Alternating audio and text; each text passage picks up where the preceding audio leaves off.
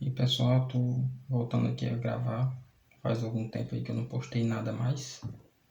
Gostaria hoje de falar aí sobre algo que esteve sempre muito presente em minha vida aí.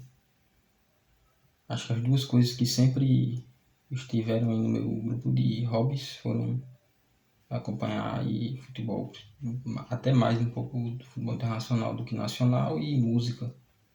E aí hoje eu queria falar um pouquinho sobre, digamos, minha trajetória no meu gosto musical e como eu formei o que eu gosto hoje, como chegou até aqui. Como toda criança, assim, eu comecei escutando as músicas que meus pais escutavam, né? Meus pais, principalmente meu pai, sempre uma pessoa muito eclética, escutava aí diversos estilos musicais e diversas bandas, e eu acabava escutando muita coisa dos Beatles ao brega, ao forró raiz, ou até aquelas coletâneas de músicas românticas dos anos 80 e tal. Eu escutava muito isso, né, na infância. E aí acabava gostando até, escutei isso até a adolescência aí, mas na adolescência, quando eu entrei no ensino médio, né, fiz técnico integrado, que você faz ensino médio junto de um curso técnico. E aí eu fiz minhas primeiras amizades que foram mais duradouras, assim, para a vida toda e tal, e por intermédio de um dos meus amigos eu conheci o rock, né? Eu conheci muito pouco, eu já escutava, sei lá, de vez em quando Scorpions, Beatles, mas nem sabia de qual gênero musical era, né? E aí foi onde eu conheci a fundo N bandas e comecei a escutar, comecei a baixar música, né? Num período que não existia Spotify, ou se existia, pelo menos aqui no Brasil, eu nunca nem tinha ouvido falar. Então eu acabava escutando muitas coisas baixando por torrent, baixava os packs de discografias de CDs por torrent. E aí nisso eu conheci, sei lá, Guns N' Roses, Black Sabbath, próprio grunge com Nirvana, com Soundgarden, com Alice in Chains. Teve uma série de bandas que fizeram parte da minha vida nessa época. Escutava bastante, principalmente Soundgarden, escutei até entrar na faculdade. Soundgarden e Nirvana. E também foi por isso que eu conheci o New Metal, né? Eu tive minha introdução ao New Metal, foi onde eu conheci minhas bandas favoritas aí da vida toda. Hoje em dia não tenho mais saco para escutar, mas foi uma das bandas que eu escutei por mais tempo, em horas música e em tempo de maneira geral. Que foi o Linkin Park, né? Conheci o Linkin Park, baixei a discografia toda, eu tinha discografia no pendrive, tinha discografia gravada em CD, no celular, no computador, no notebook, em todo canto. Era uma banda que eu gostava muito, até demais. E aí também teve outras bandas de new metal que eu gostava, Limp Bizkit, Slipknot, Papa Roach, acho que é essa a pronúncia do nome. E aí eu escutei muito essas bandas até ali os meados de 2016, quando eu entrei na faculdade. E aí quando eu entrei na faculdade eu comecei a remoldar um pouco do meu gosto musical. Comecei a voltar a escutar bandas mais antigas, ali, sessentistas, setentistas. Comecei a escutar muito OST, né, original soundtracks. Escutar muito OST de anime, muito, muito. Até parei com rock por um bom tempo ali. De 2016 até 2019 eu escutava esporadicamente já as bandas de rock e escutava mais, principalmente 2017 e 2018 escutava mais as OSTs aí.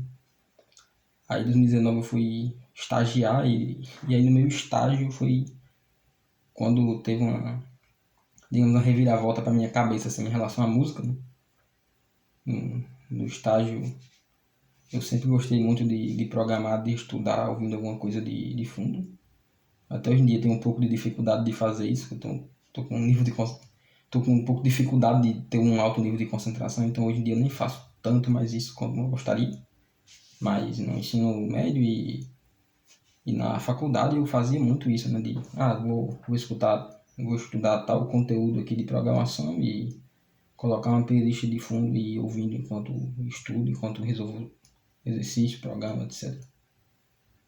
E aí na época, ao acaso, eu conheci um gênero que eu definiria como um gênero guarda-chuva, né? É aquele gênero que guarda um monte de...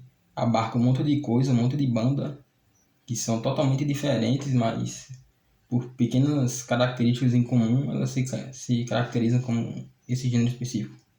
E aí foi aí que eu conheci o post-rock. Se eu não me engano, o primeiro álbum que eu ouvi foi o... acho que é Hillocraft, do Tears of the Sea, se eu não me engano, que é uma banda grega. E foi pela recomendação do YouTube, assim, eu tava pesquisando trilha sonora de jogo, de anime, essas coisas, pra escutar. Cheguei cedo, tava tomando um cafezinho. Enquanto não dava hora do expediente, eu fui pesquisando alguma coisa pra escutar e eu achei um CD lá com uma capa bonita que me chamou a atenção. Parecendo... a capa me lembrava alguma coisa da mitologia grega. Cara, essa capa é bonita. Aí cliquei e foi quando teve essa grande mudança na minha vida que eu conheci esse gênero musical que ali majoritariamente, principalmente as bandas que eu gosto mais, são bandas puramente instrumentais, né? Acabam não contando com vocal. E aí eu escutei esse CD uma vez, duas vezes, três vezes. Aí eu baixei, eu não tinha Spotify, ainda não tinha grana pra assinar Spotify, então eu baixei o CD. O que não era algo ilegal, porque a banda liberava o CD na internet. Aí, pra todo mundo, o pacote MP3. Aí eu baixei o CD, botei no celular, fiquei escutando. Eu já devo ter escutado esse CD mais de 1000 vezes. O Hellcraft Chains of the Sea. Muito bom. Foi uma mudança de...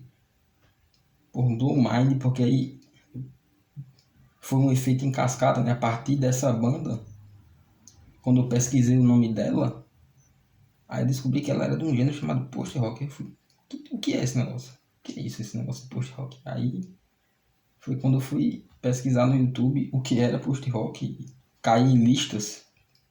Tinha um outro canal um pouquinho maior de música, poucos tinham feito listas de melhores bandas e tal. E aí a partir daí foi um efeito em cascata, mas o Hellcraft foi, foi aí o meu primeiro acesso ao post-rock. E aí eu conheci o God is an Astronaut por uma lista de um cara lá. Foi a primeira banda que me agradou mais, eu já escutei a discografia toda deles. Tem o Epitaph, eu acho, que é esse nome, eu não sei se é a pronúncia exatamente essa, mas é um álbum assim que pra mim é uma experiência sensorial fantástica, assim. Acho que todo mundo que gosta muito de música de rock deveria dar uma chance e escutar ao menos uma vez. O Epitaph é uma experiência para você escutar do começo ao fim, assim. Acho que as músicas se conectam de maneira muito incrível e trazem uma experiência muito de trazer boas e más memórias para a pessoa, sabe? Assim, uma experiência que é difícil até descrever. Nunca utilizei, mas seria uma experiência tipo a galera lá que usa o ayahuasca, que disse que depois que a pessoa usa, muda a vida da pessoa, a pessoa não é mais a mesma. Então esse CD seria o que eu classificaria como esse CD você escuta e você não é mais o mesmo depois que você escuta uma vez. E aí conheci o Tortoise também, conheci... deixa eu ver outra banda assim marcante que eu posso citar, o Lucian Cycles, que é uma banda já post-punk, um pouco mais... ou post-metal, ele é post-metal. Já não é uma melodia tão leve, com arranjos mais cadenciados. Ela já vai mais para um negócio mais pesado do metal. E é uma banda que tem... eu não gosto dos CDs em si, mas eu gosto de algumas músicas específicas do Lucian Cycles que me marcam até hoje. Eu gosto muito de ouvir. Quando eu tô cansado quero dar uma desconectada para escutar um Youngblood e alguma das outras músicas mais famosas aí do Lucian Cycles é uma boa pedida. Boa pedida. E aí, com o post-rock me trouxe essas possibilidades infinitas, sabe? Assim, tem quase toda semana eu descubro uma nova banda que eu acho incrível. E uma coisa que eu acho fantástica e que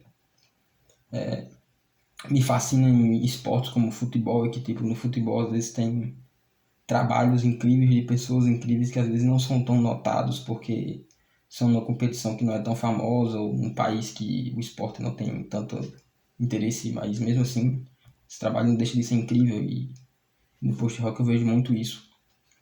Tem uma banda que eu gosto muito, que ela não é tão famosa, acho que é The Abyss Inside Us, que eu já escutei a discografia toda, e é uma das 3 bandas só que eu gosto realmente da discografia toda da banda, e já escutei todos os CDs, porque às vezes acontece muito de ter alguma banda que você gosta, mas você gosta de um CD específico, como o The End of the Ocean, eu gosto muito de um dos CDs deles, mas não gosto da discografia completa. Mas o The Abyss Inside Us, eu acho que é um exemplo que eu dou de um grande trabalho artístico, até fui dar uma pesquisada sobre a banda, vi que, se não me engano, é só uma pessoa que grava separadamente as faixas e edita e junta tudo. E é um trabalho incrível, assim, que tá sempre comigo e tô sempre escutando. Teria uma lista de pelo menos 30, 40 bandas se eu fosse trazer, mas isso vai ficar para outros vídeos aí. Quero fazer vídeos específicos sobre movimentos do post-rock que eu acompanho, que eu gosto desse cenário. Mas aí só para terminar a trajetória, depois de conhecer o post-rock, aí também eu conheci o math rock, que é digamos, falando em termos de programação, é como se fosse um fork do projeto, né, do post-rock, o math rock, que traz a questão de ter muitos arranjos inconvencionais nas músicas, né, quebrar alguns padrões de riff de bateria, riff de guitarra, de baixo. E tem também um cenário muito bom. Tem uma banda de Taiwan aí que eu esqueci o nome, vou deixar na descrição, que eu gosto muito. Acho que é Elephant Jim, alguma coisa assim. Tem um cenário aí de bandas de diversas partes do mundo de altíssima qualidade. E aí também, ao conhecer o math rock, eu conheci algumas bandas do space rock, que é um cenário indiretamente ligado ao post rock, ao math rock. E aí, já esse ano que eu comecei a dar chance ao novo cenário do rock progressivo, até por um amigo aí no churrasco. Ele me indicou uma banda, churrasco no aniversário. Me indicou uma banda que eu gostei muito.